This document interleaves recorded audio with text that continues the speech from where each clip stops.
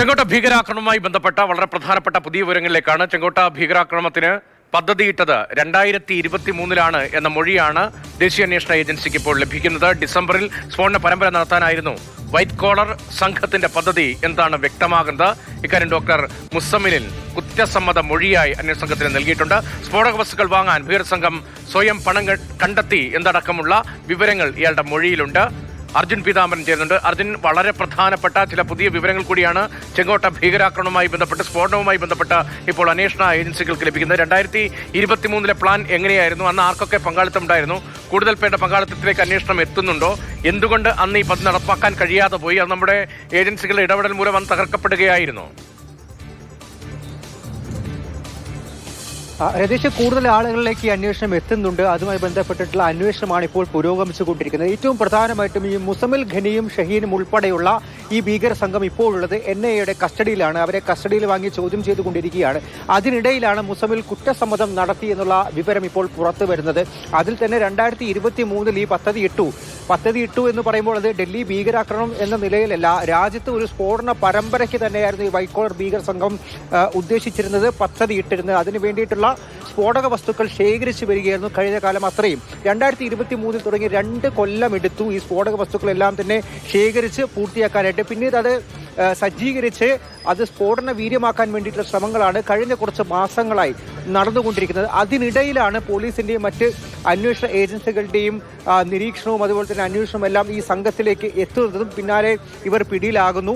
ആ പിടിയിലായതിനു ശേഷം പെട്ടെന്ന് ഒരു വെപ്രാളത്തിൽ തന്നെ നേരത്തെ പദ്ധതി ഇട്ടിരുന്ന കാര്യം ആസൂത്രണം അത് ചെയ്തു തീർക്കാൻ വേണ്ടിയിട്ടാണ് ഉമർ എന്ന ബോംബർ ചാവേറായി മാറി ചെങ്കോട്ടയിൽ സ്ഫോടനം നടത്തിയത്. അത് മുൻകൂട്ടി നിശ്ചയിച്ച പ്രകാരമായിരിക്കില്ല എന്നുള്ള നിഗമനത്തിലേക്ക് ഇതിനോടകം തന്നെ എത്തിയിരുന്നു. വെപ്രാളത്തിൽ ചെയ്തതാണ് എന്നുള്ള കാര്യം. ഇതൊക്കെയാണ് ഈ കഴിഞ്ഞ കാലങ്ങളിൽ സംഭവിച്ചത്. പ്രധാനമായിട്ടും ഡിസംബർ 6-ാം തീയതി തന്നെയാണ് ഇവർ രാജ്യത്ത് പലയിടത്തും, ഡൽഹി ഉൾപ്പെടെയുള്ള ചില മെട്രോ നഗരങ്ങളിൽ ഒരു സ്ഫോടന പരമ്പര തന്നെ പദ്ധതിയിട്ടത് എന്നുള്ള കാര്യം.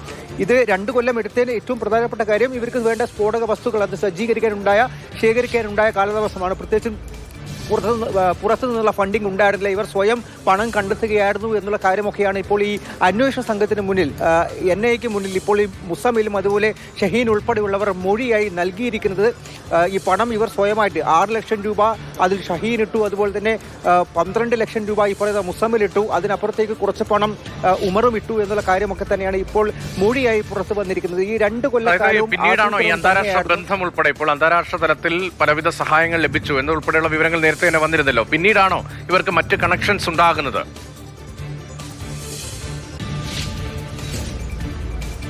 മറ്റ് കണക്ഷൻ ഉണ്ടാകുന്നത് പിന്നീട് തന്നെയാണ്. ഇവർക്ക് നേരത്തെ തന്നെ ജെയ്ഷയുമായിട്ടുള്ള ബന്ധമുണ്ട്. പ്രത്യേകിച്ചും ബോംബ് എങ്ങനെ ഉണ്ടാക്കണമെന്നുള്ള വീഡിയോകളെല്ലാം തന്നെ DIA വീഡിയോ എല്ലാം തന്നെ ഈ ജെയ്ഷെ ഭീകര സംഘം ഈ പറയുന്ന സംഘങ്ങൾക്ക്, ഈ വൈറ്റ് കോളർ ഭീകര സംഘങ്ങൾക്ക് അയച്ചു നൽകിയിരുന്നു. അതുപോലെ തന്നെ ബോംബിന്റെ ചില ഭാഗങ്ങൾ, ഈ സ്ഫോടക വസ്തുക്കളുടെ പല ഭാഗങ്ങൾ, ഇതെല്ലാം തന്നെ വിദേശത്തെ ഹാൻഡ്ലർമാർ വഴിയും അവർ മൂലവും ഇവിടെ ഇന്ത്യക്കകത്ത് സജ്ജീകരിച്ച് നൽകിയിരുന്നു. ശേഖരിക്കാൻ വേണ്ടിയിട്ടുള്ള അവസരങ്ങൾ അവർക്ക് ഉണ്ടായിരുന്നു. പക്ഷേ പണം കണ്ടെത്തേണ്ട കാര്യമാണ് ഇവർ സ്വയം ഉണ്ടാക്കിയെടുത്തത് എന്നുള്ള കാര്യം വ്യക്തമാക്കിയിരിക്കുന്നത്. അതിനപ്പുറത്തേക്ക് ബോംബ് ഉണ്ടാക്കാൻ വേണ്ടിയിട്ടുള്ളത് അത് എവിടെ നിന്നെല്ലാം ശേഖരിക്കണം എന്നുള്ള കാര്യം, ഇതിനെ സംബന്ധിച്ച് എല്ലാ വിവരവും എല്ലാ സഹായങ്ങളും ഇവർക്ക് വിദേശ ഹാൻഡ്ലർമാരിൽ നിന്ന് തന്നെയാണ് ലഭിച്ചിരിക്കുന്നത്.